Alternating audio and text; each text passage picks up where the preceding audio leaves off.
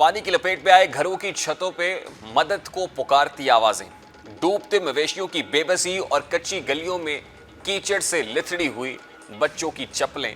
पंजाब के लिए यह मंजर कोई दूर की कहानी नहीं, आज का कड़वा सच है। ताजा सूरत हाल के मुताबिक सैलाब के बायस 20 अफराद जान की बाजी हार चुके हैं, जबकि 73,000 से ज्यादा लोग इस सैलाब से बराह रास्त मुतासिर हुए हैं। कुल 1,769 इलाके ज़ेरे आब आ चुके हैं और 4.5 लाख अफराद को रेस्क्यू करके महफूज मकामात तक पहुंचाया गया है। अब दरियाई शनाब में ऊंचे दर्जे के सैलाब ने लहरों को धाड़ता हुआ चिन्योट तक पहुंचा दिया है, जहां 8,17,000 क्यूसेक के करीब का रेला सामने आया है। दूसरी तरफ दरिया रावी ने शादरा पर 2,13,000 क्यूसेक के बहाव के साथ बस्तियां उजाड़ डाली हैं। रिहायशी सोसाइटीज डूब गई हैं, घरों, फैक्ट्रीज बल्कि कब्रिस्तान तक में पानी घुसाया है। कमालिया में लोग छतों पर पनाह लेने पर मजबूर हैं। रिनाला खुर्द में हेड बलोकी के नजदीक दर्जनों देहात पानी में घिरे हुए हैं। रंगपुर के 28 देहात कट कर रह गए हैं। पिंडी भटिया के कई इलाके डूब गए हैं। गुजरात और जलालपुर भटिया में भी कीमती जानें ज़ाया हुई हैं। झंग में 3 मकामात पर रेलवे ट्रैक को धमाका खेज मवाद से उड़ाकर पानी का दबाव कम करने की कोशिश की गई है, जबकि बड़े रेले के त्रेमो हेड तक पहुंचने की पेशबंदी की जा रही है। ये सब कुछ सिर्फ आदादो शुमार नहीं, ये घरों के उजड़ने, रोजगार के डूबने और उम्मीद के बिखरने की कहानी है। रिलीफ और रेस्क्यू की सतह पर रियासती मशीनरी हरकत में है। फौजी और सिविल इदारे सैलाब ज़दगान की मदद को मैदान अमल में मसरूफ हैं। हेलीकॉप्टर से ड्रॉप करते राशन बैग्स और मेडिकल कैंप्स में एंटी डायरिया अद्वियात और टीकों की फराहमी, ये सब इस बात का सबूत हैं कि इंसानी जान बचाना रियासत की पहली तरजीह है। और आज फील्ड मार्शल सैयद आसिम मुनीर ने सियालकोट, शकरगढ़, नारोवाल और करतारपुर के सैलाबज़दा इलाकों का दौरा किया, इमदादी सरगर्मियों पर ब्रीफिंग ली और अक़लियतों बिलखुसूस सिख बरादरी के मजहबी मकामात की असल हालत में बहाली की यकीन दहानी कराई।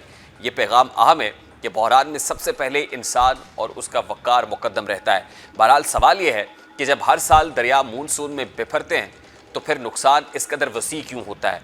सीधा जवाब यह है कि कुदरती आफत के साथ हमारी अपनी गलतियाँ भी इसमें बहकर सामने आती हैं।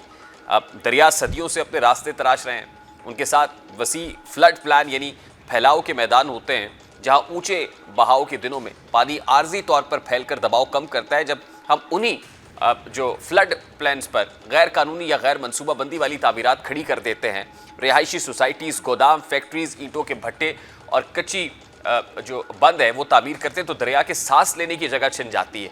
नतीजा ये निकलता है कि बहाव की गुजरगाह तंग हो जाती है, पानी की रफ्तार और सतह बढ़ती है, दबाव बंदों पर मुर्तकिज़ होता है और ज़रा सी कमज़ोरी बड़े शगाफ में बदल जाती है। ये वो लम्हा होता है जब पानी अपने कुदरती हक की वापसी पर उतर आता है और बस्तियों के अंदर से अपना रास्ता निकालता है। ये गैर कानूनी तामीरात फ़कत दरिया के किनारों पर नहीं होती, शहरों के अंदर नालों और कुदरती नकासी के रास्तों पर भी तजावुज़ात की भरमार है। जब बरसाती पानी के जो तख्लीकी बहाव है उस पर दीवारें उठा दी जाएँ, नालों को पिलर्स, पार्किंग या गैर मजाज कमर्शियल ढांचों से बंद कर दिया जाए, तो बारिश मामूली से कुछ ज़्यादा हो भी तो सैलाब जन्म लेता है। और जब दरिया एक साथ चढ़ाई करे तो ये शहरी सैलाब जो दरियाओं के साथ है वो मिलकर तबाही को कई गुना बढ़ा देता है, मल्टीप्लाई कर देता है। कानूनी पहलू से देखा जाए तो दरिया के दोनों किनारों पर एक नो कंस्ट्रक्शन जोन होना चाहिए, लेकिन अमली सूरत हाल में सियासी सरपरस्ती, कमज़ोर नफाज और अदालती स्टे ऑर्डर्स के दबाव ने बरसों में फ्लड प्लेन को कागजी कायदों तक महदूद कर रखा है। नतीजतन ऐसे ढांचे वजूद में आए हैं जो मामूली तोगयानी का भी बोझ नहीं उठा सकते। बहरहाल दरिया के रास्ते में खड़े होकर हम जीत नहीं सकते। जब हम फ्लड प्लेन पर ईंट रखते हैं तो अगले मानसून में दरिया हमारे दरवाजे पर सवाल करने आता है कि तुमने मेरा रास्ता क्यों रोका। अगर आज हम गैर कानूनी तामीरात की सरकूबी, साइंसी जोनिंग और इंसान दोस्त बहाली के साथ नई इब्तदा करें तो कल वही दरिया जो आज हौलनाक लहरों में हमें आजमा रहा है हमारी ज़मीनों को सैराब भी करेगा, हमारे शहरों को महफूज भी रखेगा। वरना आदाद शुमार बदलते रहेंगे। 20 जानें आज दुनिया से रुखसत हुई हैं तो खुदा न खास्ता कल इससे ज़्यादा जानें सैलाब की नज़र हो सकती है और फिर कहानी वही रहेगी कि हमने दरिया से सबक ना सीखा, उसने हमें याद दिलाया है।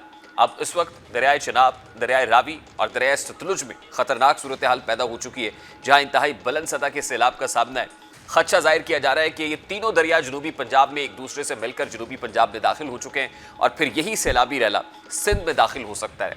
दरियाए झेलम, चिनाब और रावी वो बड़े दरिया हैं जो मानसून की शदीद बारिशों और पहाड़ों से बर्फ़ के पिघलने के नतीजे में गैर मामूली मिकदार में पानी से भर जाते हैं। जब इन तीनों के बहाव में बैक वक्त इजाफा होता है तो ये जनूबी पंजाब के लिए एक बड़ा खतरा साबित होता है।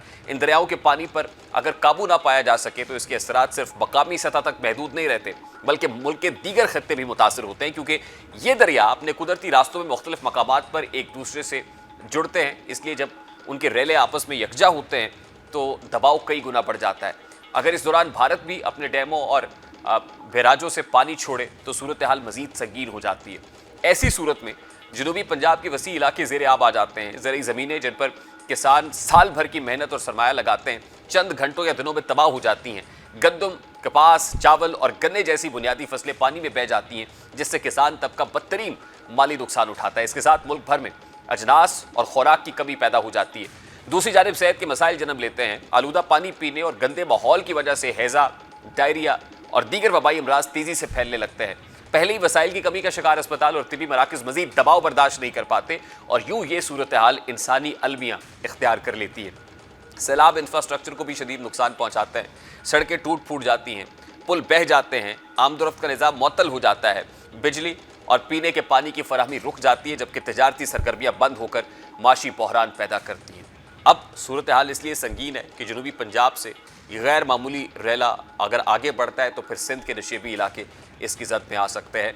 इसके लिए क्या कर सकते हैं, क्या कोई काउंटर स्ट्रैटेजी हो सकती है? इस वक्त डॉक्टर वकार अहमद एनवायरमेंटलिस्ट हमारे साथ मौजूद है। अस्सलाम वालेकुम डॉक्टर साहब, बहुत बहुत शुक्रिया आपके वक्त के लिए। डॉक्टर साहब, बहुत अलार्मिंग सिचुएशन है जनूबी पंजाब की जानिब। लगता है कि ये रेला सैलाबी रेला बढ़ रहा है और फिर जनूबी पंजाब के रास्ते सिंध तक जा सकता है। इसके लिए पेशबंदी भी की जा रही है। वहाँ पर वफाकी वज़रा जो सूबाई वज़रा है सिंध के, उनको रिस्पॉन्सिबिलिटीज़ टास्क भी डेलीगेट कर दिए गए हैं। आप इस सारी सूरत हाल को कैसे देख रहे हैं? क्या आपको लग रहा है अभी जो इंटेंसिटी है कि जनूबी पंजाब से टकराता हुआ सिंध तक पहुंचेगा और वहाँ पे भी तबाही मचा सकता है?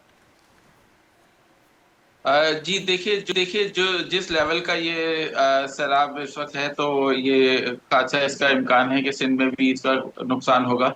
और दरअसल ज़रूरत इस बात की है कि चूंकि ये जो नशेबी इलाके हैं, जो दरिया के साथ इलाके हैं, कच्चे के इलाके हैं, उनको तो फौरी तौर पे खाली कर देना चाहिए। बल्कि कच्चे के साथ जो एडजेसेंट जो इलाके हैं उनको भी जो है वो खाली करना चाहिए। बंद जो पुश्ते हैं, बंद हैं, उनको मजबूत बनाने की ज़रूरत है। और ये है कि अब फौरी तौर पे इसका जो है वो हाई अलर्ट सिचुएशन तो है, इस वक्त ऑलरेडी है सिचुएशन। लेकिन ये कि इसकी मॉनिटरिंग जो है वो बहुत सख्त ज़रूरी है कि सैलाब जो है वो कहाँ तक पहुंचा है और वो क्या वो जो जो खतरनाक सूरत हाल है वो ये है कि कहीं वो बंद क्रॉस ना करे। अगर वो बंद को क्रॉस, क्योंकि देखिए दरिया के दोनों तरफ बंद होते हैं। तकरीबन 5-5 किलोमीटर के फासले पे जो है बंद बनाए जाते हैं, जो कि दरिया के दोनों साइडों पे। तो अगर वो पानी बंद को क्रॉस करता है तो फिर वो ज्यादा जो है वो खतरनाक सूरत हाल हो सकती है। नहीं, मॉनिटरिंग तो हो रही है डॉक्टर साहब, लेकिन बात यह है कि जी। क्या इसको रोका जा सकता है? कोई काउंटर स्ट्रैटेजी है कि इसकी इंटेंसिटी को कम किया जा सके, इसके रास्ते को डाइवर्ट किया जा सके? क्योंकि हम देख रहे हैं और हम ये प्रेडिक्शंस भी सामने हैं कि ये सब इकट्ठे होंगे, तीनों दरिया जनूबी पंजाब से और जनूबी पंजाब से होते हुए सिंध की तरफ जाएंगे। सबसे पहले तो जाहिर है जब जनूबी पंजाब का रुख करेंगे तो वहाँ बहुत स्टेक्स आए हैं, ज़रूरी ज़मीनें वहाँ मौजूद हैं, मवेशी हैं, जाहिर है लोग हैं, इंसानी जानें हैं। तो क्या इसकी कोई काउंटर स्ट्रैटेजी नहीं हो सकती? इसकी काउंटर स्ट्रेटेजी यही हो सकती है कि आप जो है वो लोगों को वहां से डिस्प्लेस करें जहां पर जो जो इलाके फ्लड्स के प्रोन एरियाज हैं। मिसाल के तौर पे अब जो दरिया के साथ साथ जो इलाके हैं, जो जो बंद के करीब इलाके हैं, उनको उनमें जो नशेबी इलाके हैं, उनको वहां से लोगों को जो है वो मूव कर देना चाहिए फौरी तौर पे। और इसके अलावा तो कोई तरीका नहीं है कि आप जो है वो उसको, हाँ, जहाँ कहीं बंद कमजोर है तो उसको फौरी तौर पे उसको जो है वहां से रिपेयरिंग, उसकी मरम्मत और उसको जो है वो मजबूत बनाना, ये चीज जो है वो इम्पोर्टेंट है। नहीं, लेकिन अभी तक के जो स्टेटिस्टिक्स हैं डॉक्टर साहब, वो क्या बता रहे हैं? जैसे कहा जा रहा है ना कि रिकॉर्ड इंटेंसिटी है, 38 साल रिकॉर्ड टूटा है। तो क्या बिल्कुल। पुश्ते तामीर करना, बंद तामीर करना, आपको लगता है इससे कोई फर्क पड़ सकता है? क्योंकि अभी तो हमने देखा है पुश्ते टूट रहे हैं, जो बंद तामीर किए गए हैं उनको उबूर करते हुए पानी इतना बिफरी हुई मौजें हैं कि वो बढ़ता ही चला जा रहा है और नुकसान पहुंचाता ही चला जा रहा है। और और जब ये दरिया जब कंबाइन होंगे और ये मिलेंगे तो इस तरफ आएंगे, तो फिर ये जी। और ज्यादा जो है वो सूरत हाल जो है वो गंभीर होगी। जब वो सारे एक दरिया सिंध में जब ये सारे आके गिरेंगे तो वो सूरत हाल जो है वो ज्यादा संगीन होगी, क्योंकि वो एक बैक वक्त जो है वो तमाम दरिया एक साथ जो है वो इस वक्त जो है वो उसकी फ्लड की सूरत में है। तो सबसे जो बेस्ट स्ट्रेटेजी वो यही है कि दरिया के साथ साथ जो आबादियां हैं, जो शहर हैं, उनको फौरी तौर पे खाली करवा देना चाहिए और वहां से लोगों को मूव करना चाहिए, क्योंकि आप उसको रोक तो नहीं सकते, आप तो दरिया को तो नहीं रोक सकते। लेकिन ये हो सकता है कि आप लोगों को जो है वो मूव कर लें, सेफ इलाकों में जो है वो उनको जो है वो मुंतकिल कर दें।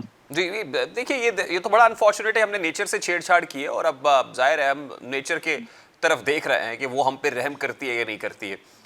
ये जो फोरकास्टिंग है वो क्या है कि जो जितने क्यूसेक पानी गुजर चुका, क्या मजीद पानी आने के इम्कानात हैं, या ये रैला जो पंजाब से गुजर रहा है, जो अगर इसका सोर्स देखें तो आपको लगता है कि सोर्स से कुछ कमी वाकई हुई है, इंटेंसिटी कम हुई है? ये बात अपनी जगह पे कि तीनों दरिया मिलेंगे तो मल्टीप्लाई हो जाएगी इंटेंसिटी और सिंध में जाके जब गिरेंगे तो शिद्दत बढ़ जाएगी, लेकिन ये जो पीछे से जब पानी आ रहा है, रैला आ रहा है, तो ये आपको लगता है worst is yet to come और is it over now? I think this is it, जो अभी इस वक्त आपको नजर आ रहा है यही है। इसके बाद कोई और प्रिडिक्शन तो नहीं है पीछे पीछे पीछे मजीद पानी आने के। जो इस वक्त मौजूद आपको नजर आ रहा है वो यही जो है दरअसल देखिए क्लाइमेट चेंज के जो असरात हैं, उनमें से एक ये असरात, इनमें से ये जो है एक मेजर प्रॉब्लम जो है वो आप देख सकते हैं कि फ्लड्स का आना जो है वो क्लाइमेट चेंज के जो असरात हैं उनमें से एक है। और आने वाले वक्तों में कोई बड़ी नहीं कि ये सूरत हाल और ज़्यादा इंटेंसिफाई हो सकती है। दरअसल दुनिया भर में जो यानी टेम्परेचर का बढ़ना और हीट कंटेंट का इजाफा होना, वो दरअसल जो ग्लोबल वार्मिंग की जो सिचुएशन है उसकी वजह से जो है वो ये ज़्यादा जो है वो बारिशें हो रही हैं और ज़्यादा ये जो फ्लड की सूरत हाल बन रही है। ठीक और है ये डॉक्टर एक साहब, देखिए इसमें बैनुल दो दो अक़वामी। दो अप्रोचेस है ना। जाहिर है अभी तो शॉर्ट टर्म अप्रोच तो हम फायर फाइटिंग मोड में है, हमें तो अभी इससे निपटना है जो हो रहा है अभी तो।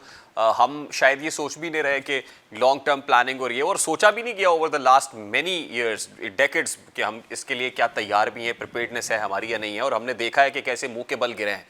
अब सबसे पहली अप्रोच तो यकीनन ये होगी जब पानी यहाँ से गुजर जाएगा तो नुकसानात का तखमीना लगाया जाए, फिर वो जो मकानात मुनहदम हुए हैं उनको फिर से तामीर किया जाए, ज़िंदगी फिर से लौट आए। फिर बहुत सारी वाटर बॉर्न डिजीज़ हैं जो यहाँ से उठेंगी और ये सब चीज़ें हैं। तो अभी आप राइट नाउ क्या देख रहे हैं? अब ये जब पानी गुजर जाएगा यहाँ से, वाटर लेवल्स नीचे आते हुए, how long will it take? देखिए अभी तक तो वो दरिया उन रावी, सतलज और चनाब में इस वक्त पानी जो है वो इस वक्त तो फुल जो है अपनी फुल इंटेंसिटी पे जो है वो है मौजूद है ना।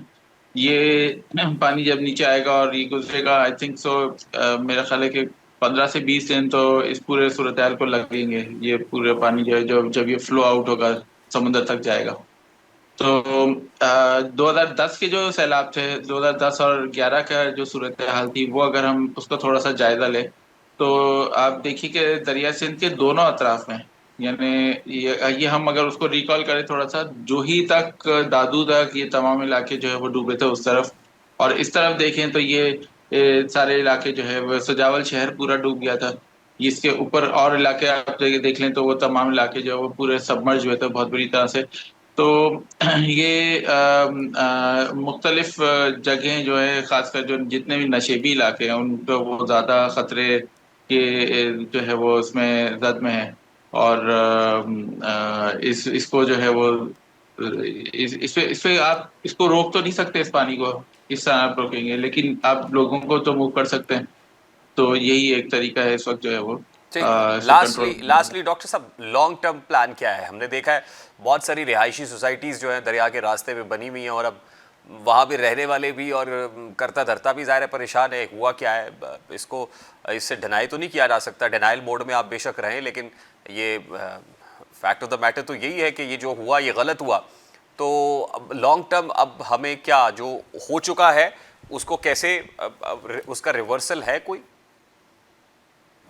देखिए असल असल में ये तो मैंने आपको जैसे अर्ज किया कि क्लाइमेट चेंज के असरात में से है। अब क्लाइमेट चेंज से फाइट करने के लिए हम किस तरह से हम इसकी स्ट्रेटेजी बनाते हैं, मैंने आपको मैं आपसे एक बात शेयर करना चाहता हूँ कि एक बात और ज़बान ज़द-ए-आम आजकल हो गई कि पाकिस्तान जो है वो कार्बन एमिशन में नंबर बहुत ही लेस देन 1% है और उसका नंबर बहुत पीछे है कार्बन एमिशन में, लेकिन असरात जो क्लाइमेट चेंज के वो बहुत ज़्यादा पाकिस्तान जो है उसको फेस कर रहा है। टॉप 10 में पहले कहते हैं और अब जो वो टॉप 5 में जो है वो उसका शुमार किया जा रहा है। लेकिन मैं आपको एक बात बताऊं कि ये बात कहना जो है वो गलत है, किसी हद तक गलत है कि हमारा कंट्रीब्यूशन क्लाइमेट चेंज में जो बिल्कुल नहीं है।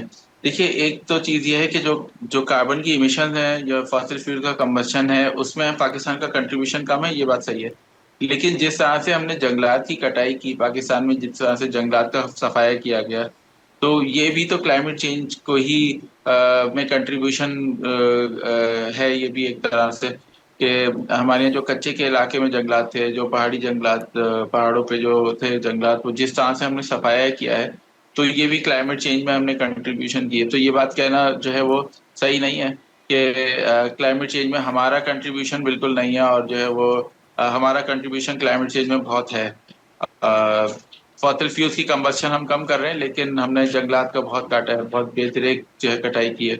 और क्लाइमेट चेंज के असरात जो है वो इसी वजह से, ये भी एक रीजन है कि हम पे जो है वो ज़ाहिर है उसका हल बहुत तो ये ज्यादा है ना कि मजीद दरख्त लगाए जाए। अब ये बात आपकी ठीक है कि हमने ग्रीन लैंड को कंक्रीट के जंगल में तब्दील कर दिया है, सोसाइटीज़ बनाई हैं।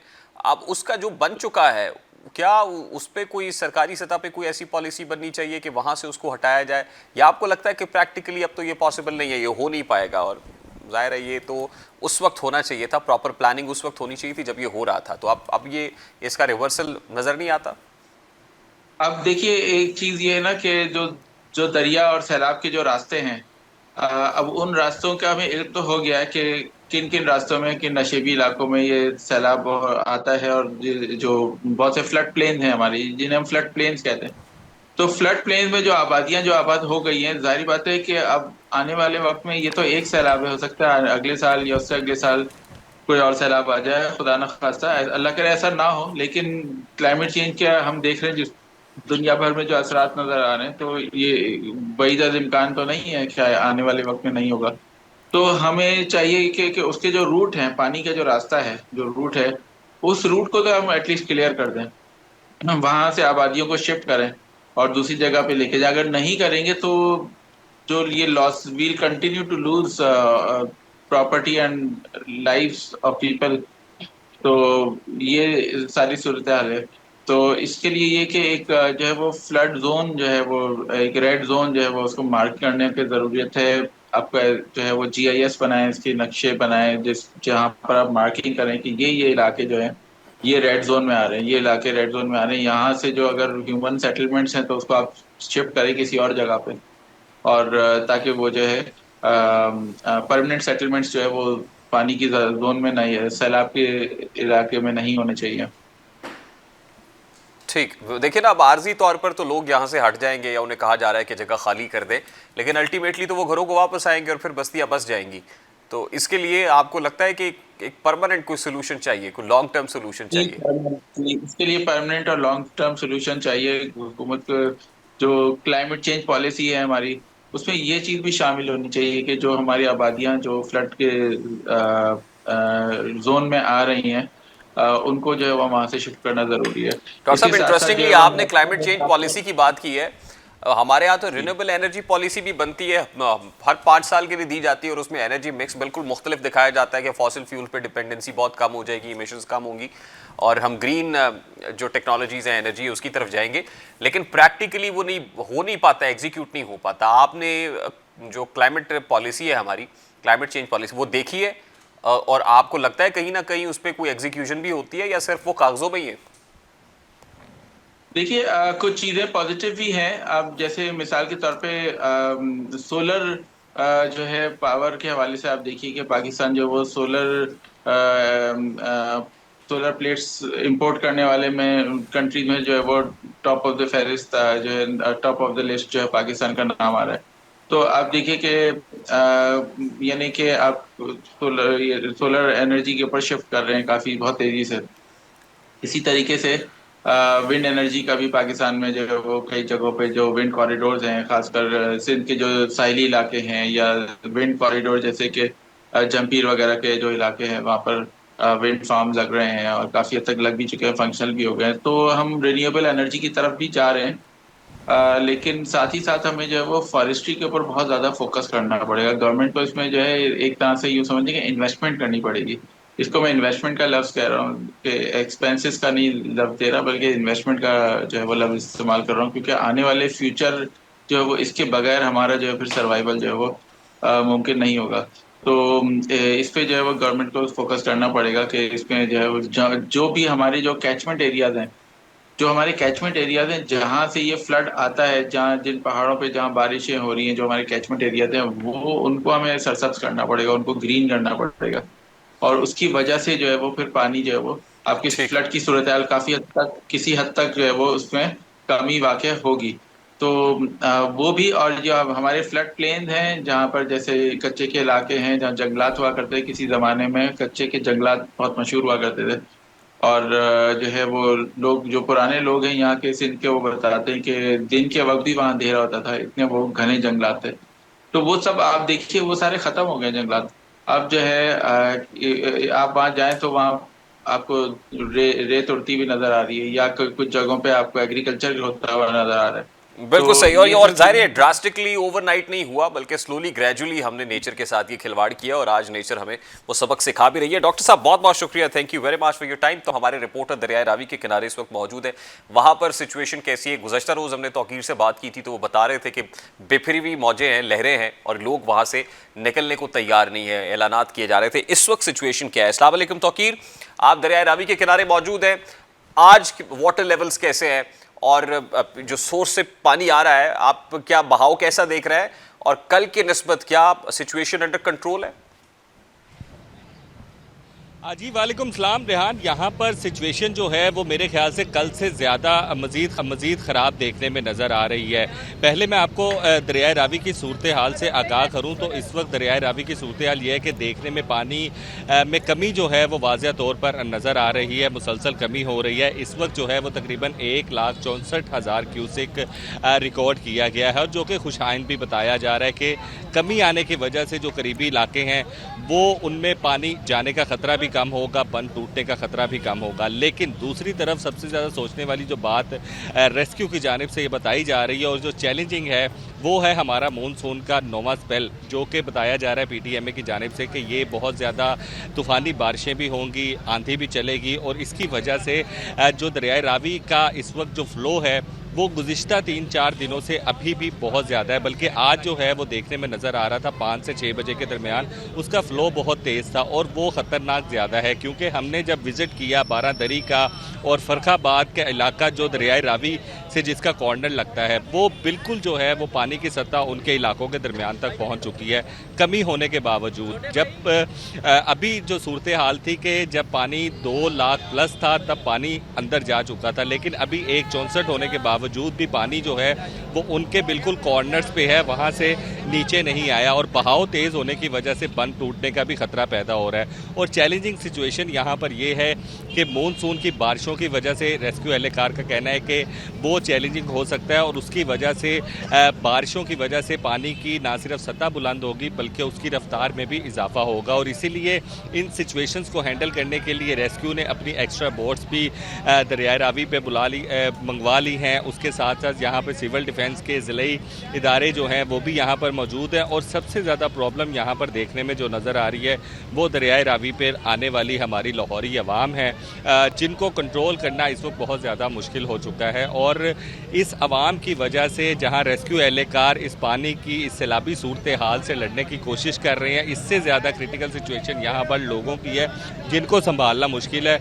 आप मेरा थोड़ा सा कैमरा पैन करके अगर आप देखें तो ये सूरत हाल है, ये रावी है नीचे, और जहाँ पर कई फुट पानी है, लेकिन लोग जो हैं वो परेशान नहीं नजर आ रहे बल्कि बहुत ज्यादा खुश नजर आ रहे हैं, सेल्फियां ले रहे हैं। अच्छा, ये तो देखें, ये तो लॉरियों का मिजाज है तौकीर। फिर अगर आप ये नहीं देखेंगे तो फिर लॉरिये कैसे कहेंगे और फिर मनचले कैसे कहेंगे? ये तो अपनी जगह पे है। ये अब खैर ये वेरी अनफॉर्चुनेट सिचुएशन, लेकिन उसके अंदर से भी लॉरिये कहीं ना कहीं कोई सिचुएशन, कोई मन मौजी है, कोई निकाल लेते हैं।